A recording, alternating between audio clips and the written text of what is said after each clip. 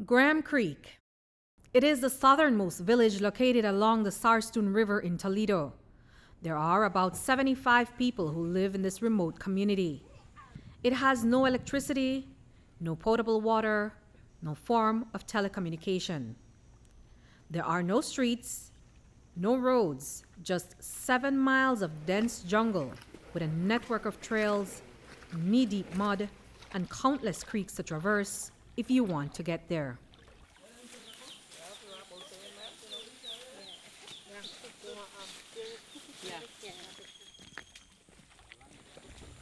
Heading out to Graham Creek. It's a 2 hour journey. Belize National Teachers Union's reps, including President Elena Smith, teachers Jose Cook and Jermel Chocó, cameraman Rick Romero and I, departed for Graham Creek by way of Creekasarco village on Monday morning.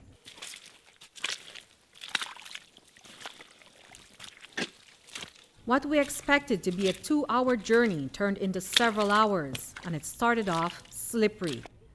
Walking on slimy planks to cross the first of many creeks with no indication of how grueling it would be. We used sticks to help guide the way through the mud and over the sharp rocks and thick roots.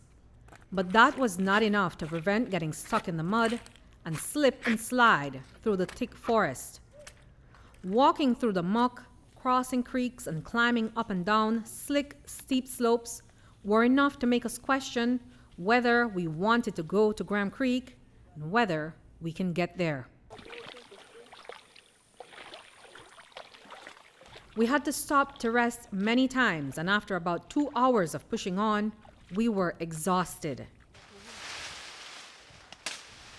The rains came down, and that made our trek even more challenging. But thankfully, Teacher Cook made a temporary Cahoon leaf shelter for us. It is a difficult journey that during the rainy season can be dangerous. But for decades, the 16 Keshi families who live there have been doing it. Sometimes they use horses to help, and sometimes even the horses need a little help.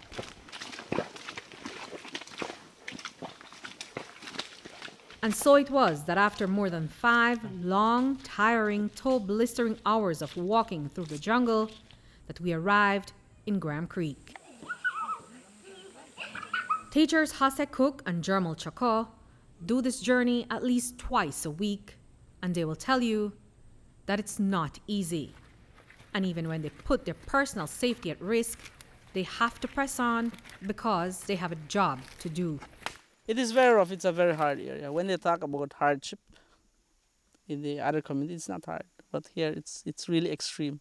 Sometimes my teacher would reach late, but I understand. Sometimes he's sprained his leg, so he would stop, fix up a little bit, and continue. And it is really rough, especially like when the rainy season. Sometimes you have to swim, like this one here, like this creek. You have to swim to get to school. I need to bring my extra boxers, pants. So when I reach school, I would feel cold. I switch on and continue with my work. When it rains, it's really dangerous, and sometimes there are, trees that almost, fall on top of us. It's really dangerous. Sometimes thunder struck and lightning, it's really dangerous to get here. There are times that you find snakes or jaguar on the road. Jose Cook is the principal and teacher at the Graham Creek Government School. This is his 7th year teaching here. Every Monday morning, he wakes up at 4 to get ready to take the bus from Punta Gorda town.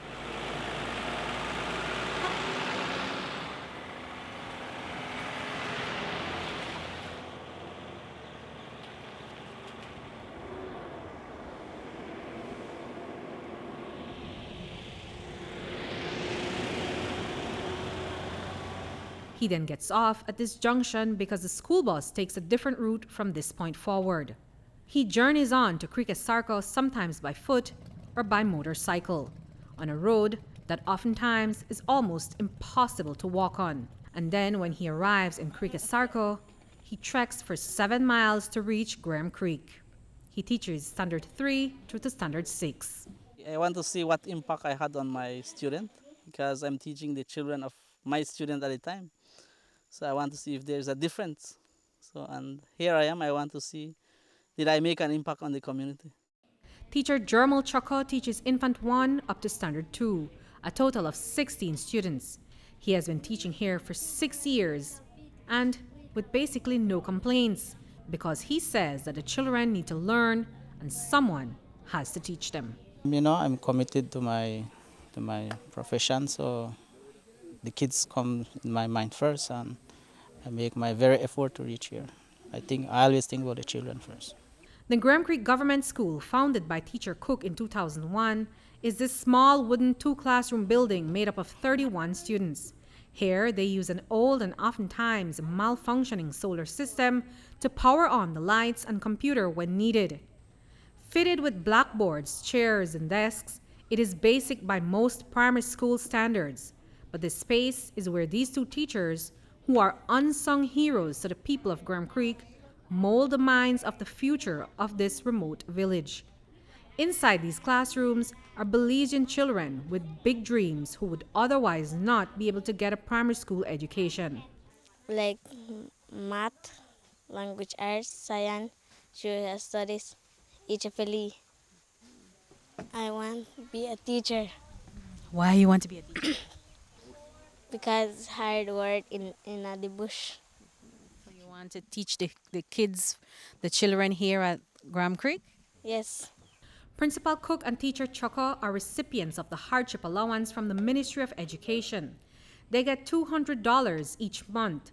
And at a moment when the Ministry of Education is at odds with the B.N.T.U over hardship allowances, these teachers feel undervalued. While their allowance is not being cut, they say it's simply not enough. What sum would be good or would be a good compensation, a hardship compensation for you personally? Well, that 200, it's really small. I should say, like we should get like maybe triple on top of that, because for us it's very hard. Well, I think the ministry is chancing us. Like although we are the ones educating the children, or the future leaders. So I think we should be hard. They shouldn't deprive anything from us. And with the B.N.T.U's president, Elena Smith's first-hand experience of hardship that the Graham Creek teachers go through, it has cemented the union's position to fight for the schools that the Ministry of Education are recategorizing. Smith wants to see if those recategorization are justifiable based on the reality on the ground. Gruesome. It was tiring. Oh my gosh. So many times we wanted to turn back. Well, I didn't want to turn back because I was on a mission and my mission was to get here. But just having to go through that muck, that mud, knee deep in water, crossing over those little sticks, it was, I don't know, it's hard. This is what you call hardship. I do agree with them that they deserve more. I mean, what they go through. If you were to take any of those persons sitting in those offices in the ministry and bring them here, none of them would make it out. So if they are to come here, they will come in a helicopter because they won't take that trek. And so just to imagine what these teachers have to go through just to experience that, we have to fight for them. We cannot not fight for them. Reporting for News 5, I'm Andrea Polanco.